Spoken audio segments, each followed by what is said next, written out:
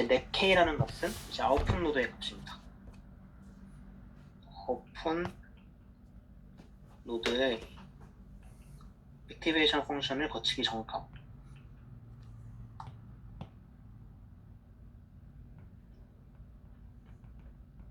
그래서 이제 저희의 여러 가지 H1부터 HP까지 있는 이 응리층들의 선형결합으로 이루어져 있죠. 선형결합은 이제 웨이트를 단순하게 곱해서 더한 후에 이 편차를 더한 것을 얘기를 합니다.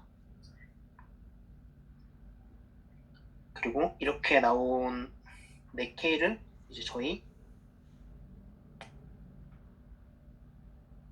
그리고 여기서 HJ는 응리층 요 노드의 J번째 응리층 노드의 값을 얘기합니다. 예를 들어서 첫 번째 번은 H1이고 제2번째만 HJ이고 마지막 거만 HP겠죠 여기서는.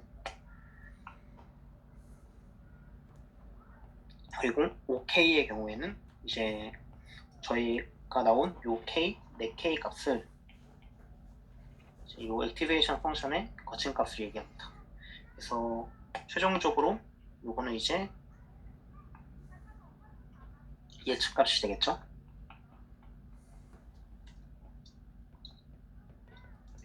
요 TK 같은 경우에는 이제 정답값 Y고요. 여기 아웃풋이니까 이제 요 EEM이라는 거는 코스트 펑션이 됩니다. 그래서 정리를 해드리면은 이제 아웃풋 노드에 그러니까 요 노드에 액티베이션 펑션 전 그다음에 요거는 netK를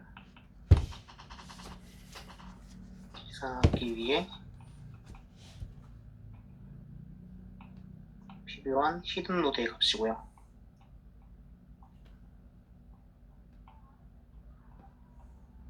K는 이제 아웃풋 netK가 들어가서 액티베이션을 거친 이제 아웃풋 값이고 요 EN은 코스트 펑션이 됩니다.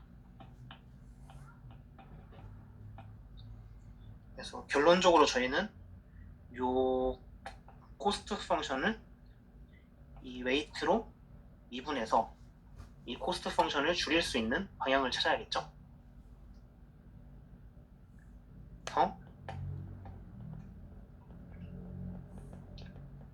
이제 요것을 이제 바로 미분하기에는 위에 보셨다시피 요 WJ0라는 값으로 요거를 미분하게 되면 매우 오래 걸리니까 이제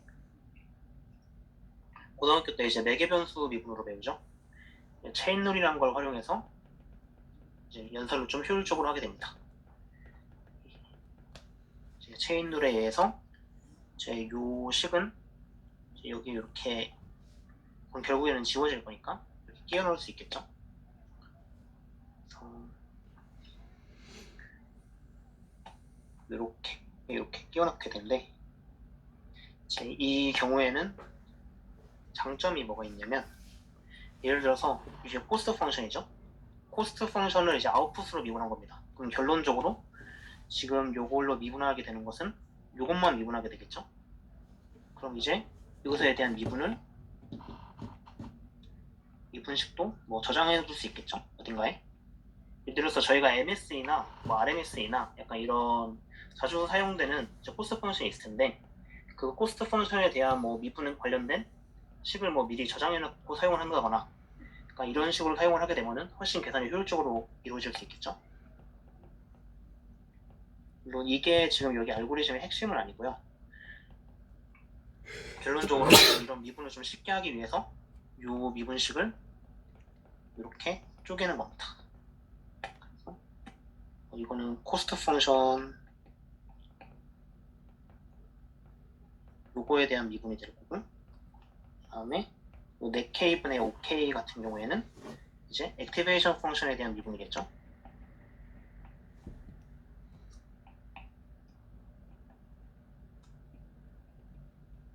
그리고 이 WKJ분의 netK는 이제 요 식을 이제 미분하게 되는 거니까 다 상수로 사라지고 HJ만 남게 됩니다. 그래서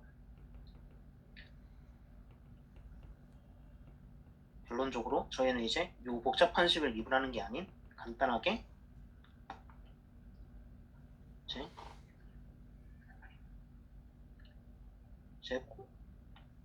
코스트 펑션에 대한 미분, 그 다음에 액티베이션 펑션에 대한 미분, 여기에 그 다음에 히든 노드 값을 곱하는 방식으로 요 그레디언트를 구할 수 있게 됐습니다. 그리고 마찬가지로 이제 응리층과 입력층 사이에도 이제 비슷한 방식으로 구하게 됩니다. 그래서 요과 요 코스트 펑션에 대한 미분을 구하게 되는데 마찬가지로 체인으로 활용해서 이게 이제 넷 J라고 하면은 이런 식으로 바꿀 수 있겠죠. 이 파트는 그대로 남겨놓고 이 WJI분의 넷 J는 마찬가지로 지금 보시면은 저희 인풋 노드에 들어온 값에 선형결합으로 이제 이 넷 J가 표현이 되어 있으니까 이걸로 미분하게 되는 경우엔 이렇게 싹 다 지워지고 XI만 남게 됩니다. 그럼 이제 여기서 요 넷 J분의 이 코스트 펑션 미분하는 게 이제 구하기가 되게 어렵겠죠, 지금? 이제 위에처럼 이렇게 단순하게 요식 미분하면 되고 요식 미분하면 되고 이런 상황이 아니잖아요. 그래서 요것을 어떻게 효율적으로 계산할 수 있는지 한번 보겠습니다.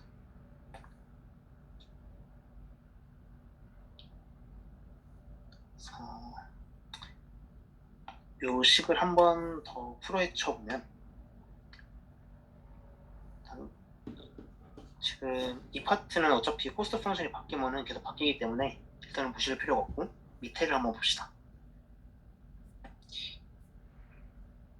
여기서 이제 요게 이제 시그마분의 2의 n으로 볼 수가 있겠죠. 그럼 결론적으로 원래 요 식이 이제 이렇게 체인룰로 추가를 해서 조금 더 한번 써보면은 J분의 이 n이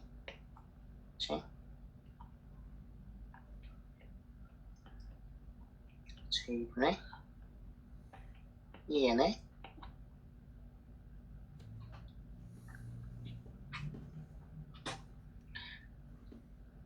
이제 잠시만요, 잘못 적었네요.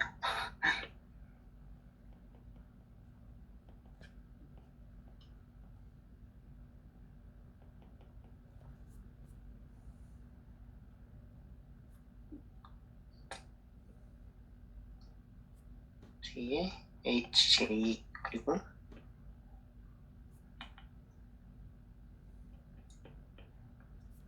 J의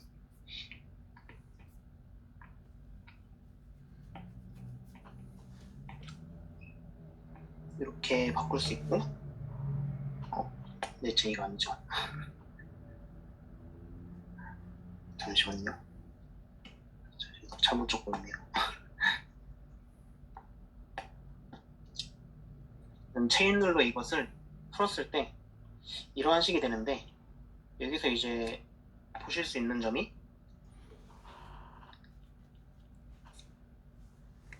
여기 보시게 되면은 저희가 앞쪽에서 이미 요거 두 개를 계산했었죠.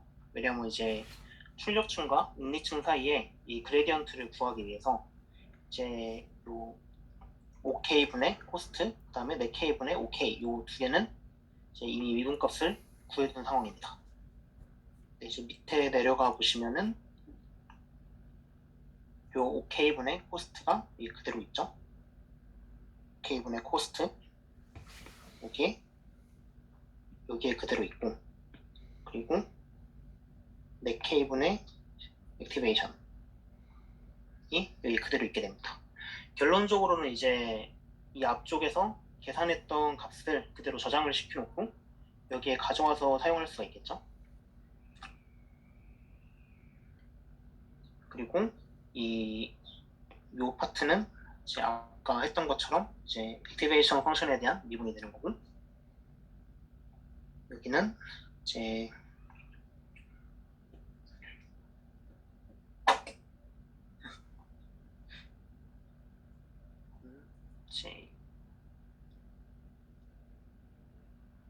이 파트가 이제 액티베이션 펑션에 대한 미분이 되는 거고, 이제 여기 같은 경우에는 간단하게 어떤 뭐 선형값으로 나오겠죠.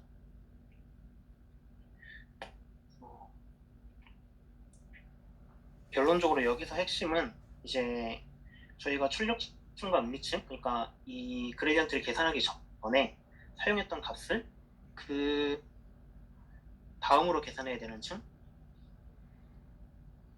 이제 사용을 할 수 있다는 점입니다. 그래서 결론적으로는 이제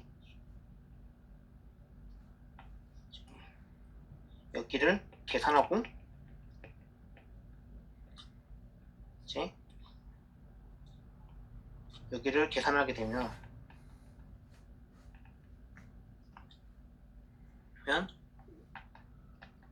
중복되는 부분을 효율적으로 처리할 수 있다는 거죠.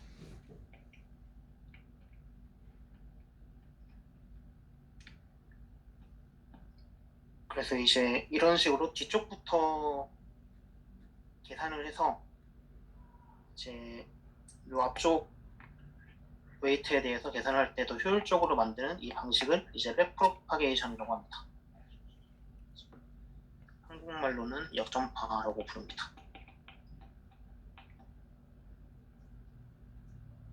한 줄로 요약해드리면은 이제 저희가 계산을 할 때는 이 방향으로 하게 되는데, 이제 그레디언트 계산을 할 때는 이제 이 방향으로 하게 됩니다. 왜냐하면은 앞쪽에서 여기서 구한 그레디언트를 그 값들을 저장해 놓고 뒤쪽을 계산할 때 사용할 수 있기 때문에, 그래서 그렇게 하게 되면은 이제 계산량이 엄청 줄어들면서 이 많은 파라미터들을 더 효율적으로 업데이트할 수 있게 되는 겁니다. 그래서 이 알고리즘을 정리하면은 이제 모든 가중치 W를 임의로 생성이라고 되어 있죠. 이런 연결된 값들을 임의로 모두 생성을 해두고 이제 입력병수 값과 입력층과 음리층 사이 W 값을 이용하여 은닉 노드의 값을 계산. 그러니까 이제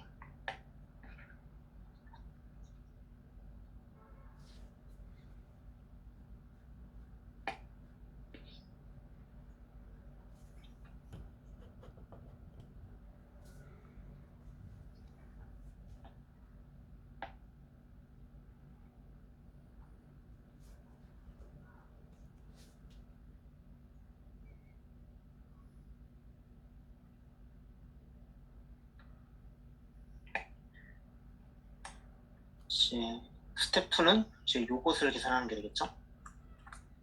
여기를 계산하는 게 이제 스텝 2가 되고, 그 다음에 이제 요 파트를 계산하는 게 이제 은닉 노드의 값과 은닉층과 출력층 사이의 W 값을 이용하여 출력 노드의 값을 계산. 그래서 요 값을 계산하는 게 이제 스텝 3가 됩니다. 그래서 이제 요 세 개는 노드의 값을 계산하는 거죠.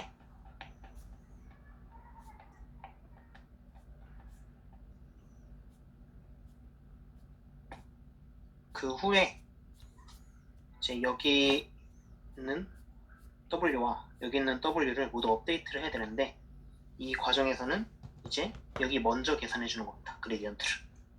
그래서 여기서는 출력 노드의 값과 실제 출력 변수의 값의 차이를 줄일 수 있도록 이제 중요한 거는 은닉층과 출력층의 W 값을 업데이트. 그리고 스텝 5에서는 입력층과 은닉층 사이의 W 값을 업데이트라고 되어 있죠. 그래서 요지는 이 노드를 계산할 때는 이제 방향을 이쪽으로 계산을 하고, 이제 요거 두 개를 할 때는 이제 요 방향으로 계산한다는 점입니다. 그리고 그렇게 하는 이유는 이제 요 미분값을 구하는 과정에서 이제 요 체인룰을 이용해서 요 미분을 이렇게 전개했을 때 이렇게 겹치는 부분이 있기 때문에, 그래서 더 효율적으로 계산할 수 있기 때문에 라고 생각을 해주시면 되겠습니다. 그래서 이제 이거를 오류 역점 알고리즘이라고 부릅니다.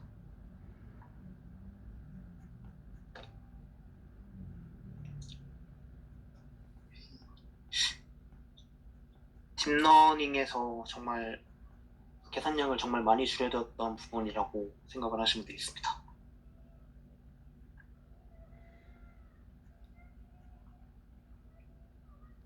그래서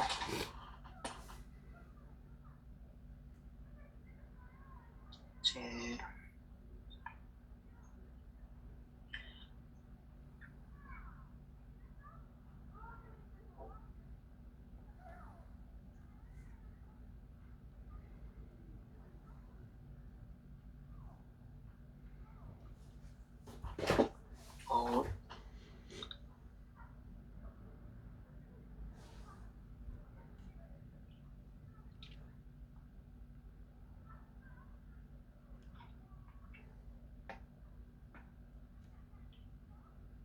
여기서 이제 여기가 입력층이니까 이제 변수의 개수만큼 노드가 있는 거고요.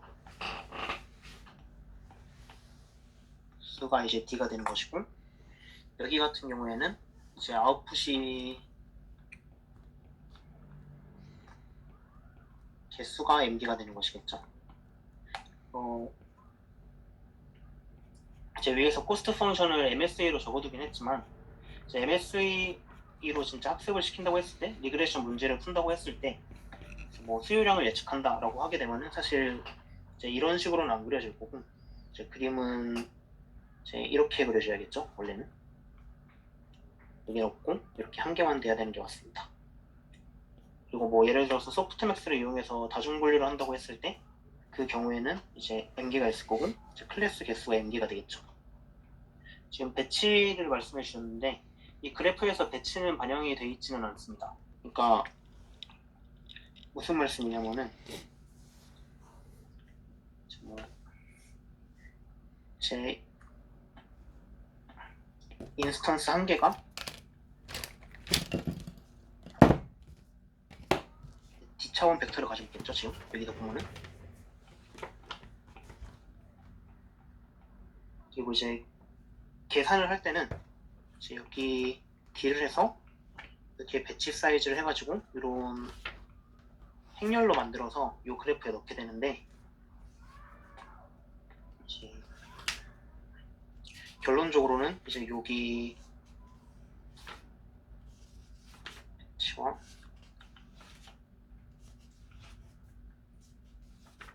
D라고 했을 때 이제 요것과 요게 이제 각각 곱해져서 이제 요 히든 노드로 들어가게 되기 때문에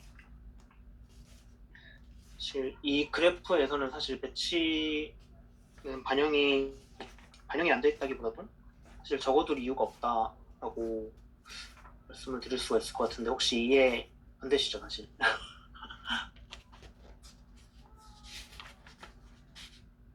그러니까 그림에서만 여쭤보시는 거면은 여기는 인풋 노드니까 이제 x 변수 개수가 D가 되는 것이고요. 저희가 가지고 있는 데이터 x 변수의 개수가 그리고 여기는 뭐 다중분류라고 했을 때 클래스 개수가 m개가 되는 것입니다.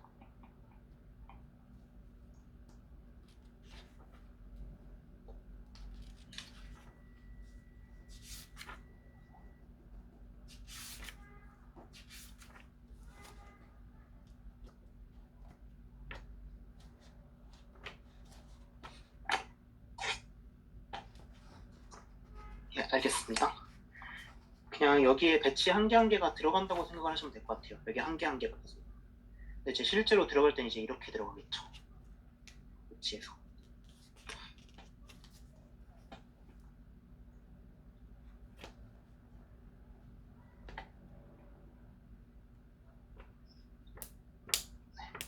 이제 다음으로는 그레디언트 베니싱으로 한번 가보겠습니다. 지금 여기 그레디언트 베니싱이라고 되어 있는데 이제 결론적으로 딥러닝이라는 이 이론은 그냥 간단하게 모델을 만들어서 이 W를 어떻게 하면 좋은 걸 찾아낼까? 그리고 이제 이게 관점이라고 보시면 되겠습니다. 그래서 그러면은 W를 좋은 걸 찾아내려면은 이 W가 업데이트가 되게 잘 돼야겠죠. 근데 이제 만약에 저희가 계산한 요 미분값이 이제 0이 되거나 아니면 뭐 엄청나게 큰 값이 되거나 되면 이제 W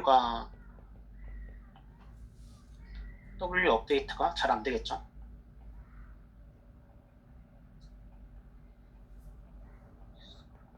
근데 이제 이 중에서 요 계산하는 요 값이 0이 되는 경우를 이제 그레디언트 베니싱이라고 봅니다. 이제 반대의 경우에는 이제 그레디언트 폭발이라고 해서 그레디언트 익스플로링이라고 하는데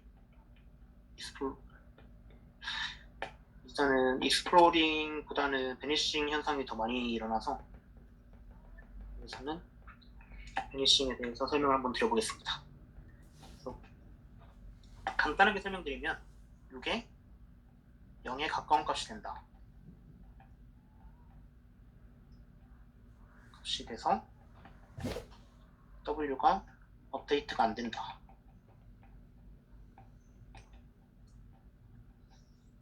이게 이제 그레디언트 베니싱이라고 생각하시면 되겠습니다.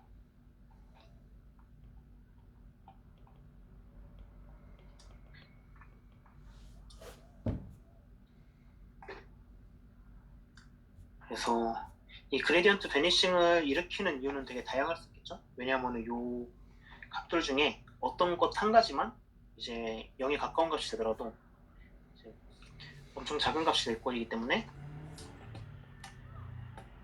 이제 이런 것들을 좀 방지하는 여러 가지 이론들이 있습니다. 근데 이제 이 그레디언트 베니싱을 유발하는 이론 되게 다양한데 그 중에서 대표적인 것 하나 지금 소개해드리려고 합니다. 그래서 지금 출력층과 응리층 사이에 저희가 아까 백프로파게이션을 하면서 계산했던 요 식을 한번 보겠습니다. 그래서 여기를 보시게 되면은 이 박스인데 이제 이 빨간 박스를 보시게 되면 네 K분의 이제 요 함수를 미분하는 파트가 있죠.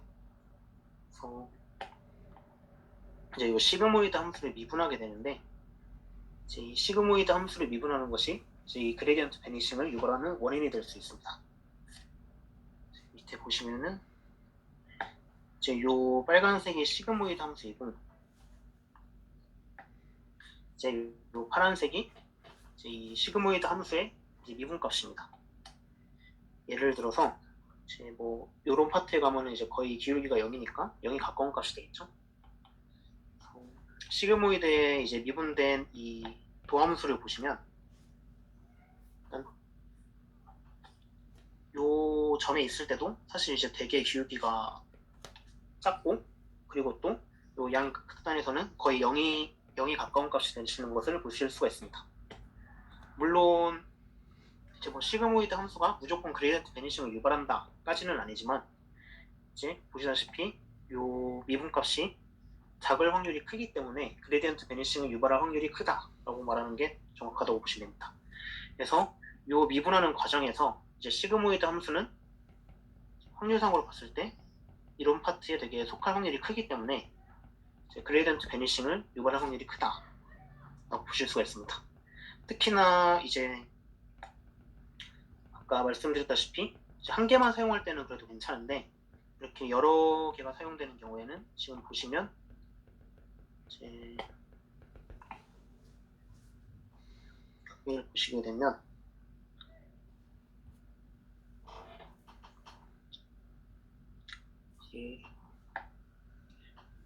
여기서도 이제 액티베이션 펑션을 사용했을 거고 여기서도 사용했을 거니까 이제 액티베이션 펑션에 대한 미분이 두 번 들어가게 되겠죠. 그럼 결론적으로 이제 이 식에서는 이제 시그모이드에 관련된 미분이 두 번 들어가게 되는데 이제 이 경우에는 이제 요런 값에 속할 확률이 더 커지게 되겠죠. 이처럼 이제 이 시그모이드라는 함수를 더 많이 거칠수록 요 이런 도함수가 정말 작은 곳에 스포클 확률이 매우 높고 거기에 더해서 지금 보면은 뭐 HJ라고 했을 때 이게 이제 은닉층 제2번째 노드값이니까 이 은닉층에서 시그모이드라는 액티베이션 펑션을 썼다면은 이제 시그모이드 사용 시에는 0에서 1이 되겠죠. 결론적으로 이게 곱해지면은 이것도 이제 그레디언트를 되게 작게 만드는 원인이 될 수가 있는 겁니다. 그래서 결론적으로 말씀드리면은 시그모이드는 이제 이 도함수가 값이 매우 작고 0과 비슷한 값이 들어갈 확률이 매우 크고 또 이제 히든 노드의 값도 0에서 1 사이로 바꿔버리니까 이 그레디언트 베니싱을 유발할 확률이 매우 크다라고 보실 수가 있습니다. 그래서 밑에를 보시게 되면은 어떤 x 값이 들어오고 여기서 웨이트를 곱해서 Z1을 만들었습니다. 여기 시그모이드를 곱하고 그러니까 시그모이드 함수에 통과시키고 그렇게 나온 A1이라는 아웃풋을 다시 같은 방식으로 이렇게 계속 간다고 했을 때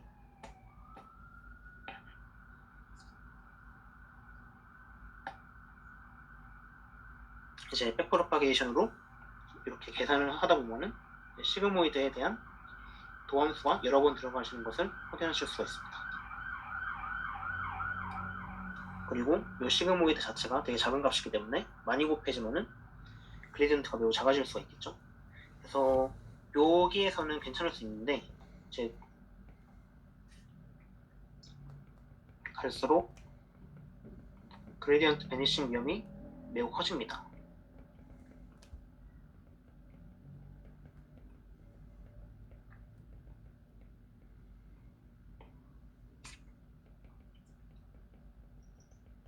이제 그림으로 표현을 하면은 이렇게 연해지는 여기에는 이제 그레디언트가 잘 계산이 안 된다고 볼 수 있겠죠. 작은 값을 가진다고. 그러니까 이 그림은 그냥 그레디언트가 클수록 이제 선을 그냥 진하게 그렸다고 생각하시면 됩니다. 그래서 이제 백프로파게이션을 한다고 했을 때 이제 이쪽으로 갈수록 그레디언트 베니싱이 심해지는 그런 그림을 도식한 거고요. 그래서 이런 것을 좀 이제 시그모이드보다는 조금 더 완화시켜줄 수 있는 액티베이션 펑션이 이제 렐로입니다. 실제로 이제 이 딥러닝이 나오고 나서 이 렐로라는 함수가 발명되기 전까지 레이어를 되게 깊이 못 쌓았어요. 예를 들어서 이렇게 다층의 레이어를 쌓는데 여기에 시그모이드를 사용하거나 아니면 뭐 하이퍼탄젠트를 사용하거나 뭐 이러한 액티베이션 펑션을 사용했을 때 그레디언트 계산이 잘 안 돼서 모델 학습이 제대로 안 되는 문제가 계속 있었습니다. 그걸 해결하고자 나왔던 게 렐로였고 렐로 같은 경우에는 이제 도함수를 보시게 되면은 0보다 작을 때는 아예 0이고 그리고 0보다 클 때는 이제 1로 이제 곱해졌을 때 이제 그레디언트가 작아지지 않게 됩니다. 또한 이제 0보다 큰 경우에는 이제 y는 x이기 때문에 이제 이러면 히든 노드의 값도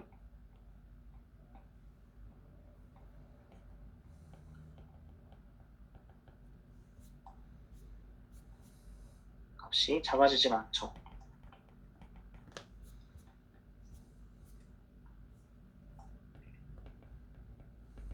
그래서 제가 아까 액티베이션 펑션을 말씀드릴 때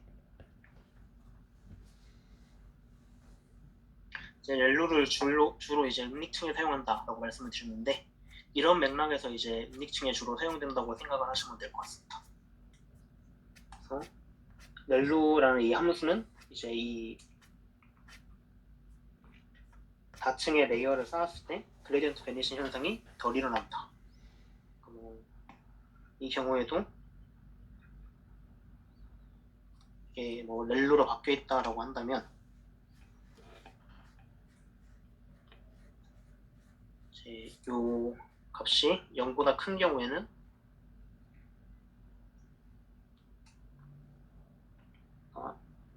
이렇게 뭐 A2가 0보다 크다면은 이제 1이 되게 되겠죠.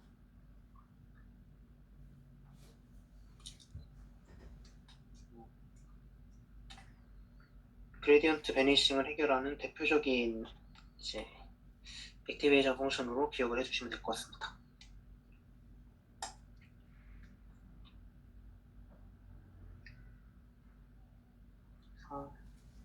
용어 정리라고 되어 있는데 이제 간단하게 이제